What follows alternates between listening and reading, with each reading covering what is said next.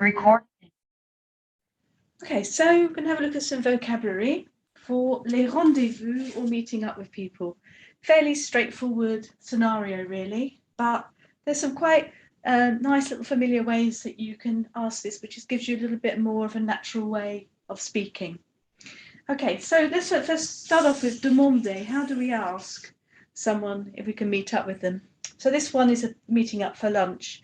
Obviously, you can change the words around. You don't have to use these exactly verbatim as I've put them on here. So this funny thing is you can ask somebody to do something by putting it in a negative question. So like, don't you want to go and have lunch with me? It's not the same in English, but in French, it's quite a friendly, sort of like cheeky sort of way to ask somebody if they want to do something. It's not like in English, which would be, don't you want to come and have lunch with me? It's not like that at all. So the negative would be, tu ne veux pas déjeuner avec moi jeudi? Tu ne veux pas déjeuner avec moi jeudi? So don't you want to have lunch with me Thursday would be the literal translation, but it's actually a really nice way to ask somebody to do anything. In this case, we're talking about lunch. So tu ne veux pas, now you know obviously that we probably drop the ne altogether. Tu veux pas déjeuner avec moi jeudi? Okay, so that's the first way, quite nice. Good way that you could start making suggestions just using negative phrases. You could start doing that in your classes if you like, a bit of practice. Okay, another way using a negative is ça ne te dirait pas de manger un bout avec ensemble. So ça ne te dirait pas de. Now, so ça ne te dirait pas. So it, negative, is in there. We've got the negative. You, just a pronoun, and then dire, that's in the conditional. So wouldn't it say to you to do whatever? So wouldn't it say to you to do? So ça ne te dirait pas de. Ça ne te dirait pas de manger un bout ensemble? Un séjour? Sorry, I'm not reading it very well, am I? So, ça ne te dirait pas de manger un bout ensemble, un de ces jours? So that's a really nice common expression for don't you fancy doing this or would you fancy doing that? So ne pas, that's a ne te dirait pas. And it's conjugated to the ça. So we've said manger un bout, that's a little expression, have bite to eat. That is, have a bite to eat. Manger un bout ensemble.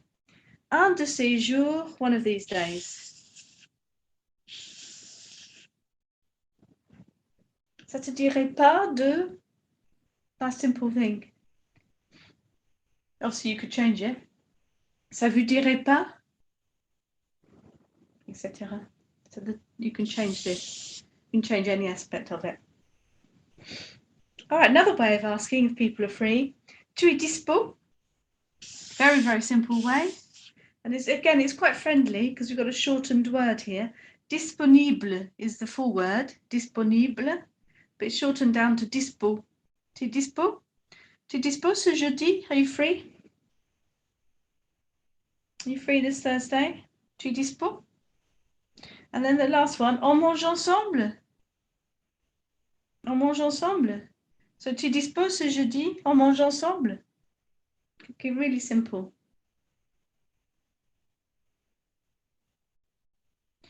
Okay, so there are different ways you could actually ask somebody if they're up for going out for lunch this Thursday. Now we're going to get into when, or quand. So, ce sera un peu juste jeudi.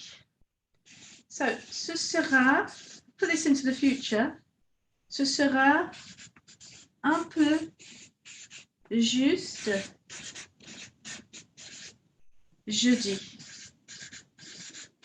So, être un peu juste, I'll put it into the future. Être un peu juste is it's a bit tight, it's a bit difficult. You could say difficile. You could say difficile if you want. This is just using some familiar kind of language. Vendredi, vendredi te va? You could drop a ça in here if you like. Don't have to have it. Vendredi, ça te va? So proposing Friday, ça te va? So we're using aller here to mean, we're using aller to mean to suit you. Yeah, you can use aller to suit you in clothes and anything, if an arrangement suits you, anything like that. So, vendredi te va? Does Friday suit you? Or vendredi te ira? T'ira? Will suit you, depending on what tense you want to use. Okay, and then this person's happy with that. So they say, oui, impec. Oui, impec. Now, impec, really nice way of saying parfait. You could say parfait if you like. Impec is short for impeccable. Impeccable. Nice friendly way of agreeing. Oui, impec. Impec. You could use that in all sorts of different scenarios. You know, you're in a restaurant and they suggest a particular wine to you or something. Impec. Yeah, you don't have to be super formal in those sorts of situations. Now, notice that when we're sort of like saying, well, actually, what time we're going to meet, I'm using the verb on se retrouve à quelle heure? So I'm using the verb se retrouver, reflexive verb. I'm using the verb se retrouver. Now, people often want to use rencontrer because you would translate rencontrer to be meaning meet. But rencontrer is more sort of like the first time I met you. On s'est rencontrés pour la première fois l'année dernière, for example. Or, unexpectedly, I bumped into you in town. Oh, on s'est rencontrés. But if you're talking about an arrangement, better to use this reflexive verb, se retrouver. Yeah, so that's meet up. We're going to meet up at what time? And then we're finishing off with 13 heures irait très bien pour moi. So we're using ira, so we're using aller again. So 1 o'clock suits me very well. 13 heures ira. So using aller to mean suit. All good? Everyone got what they need? Yes? Yeah, cool. Now where? So on pourrait, now you could use the conditional here if you want to. I mean, I'm using different tenses, but obviously you can be choosing your tenses yourself. So I'm using the conditional here. On pourrait se retrouver devant le ciné. On pourrait se retrouver devant le ciné. So we could se retrouver in front of the cinema. That could be where we meet, yes? So se retrouver is the verb for meet up. So we could meet up in front of the cinema. And then the answer actually is a bit different. C'est bon. C'est bon. Now, c'est bon, you might think that's an agreement that we're going to meet up in front of the cinema. But actually, c'est bon, it's all right. It's all right. Je passerai te prendre. I'll come and get you. Yeah, so c'est bon. I'm not agreeing that we're going to meet in front of the cinema. I'm saying it's all right, I'll come and get you. Yeah. So c'est bon. Je passerai te prendre. I'll come and pick you up.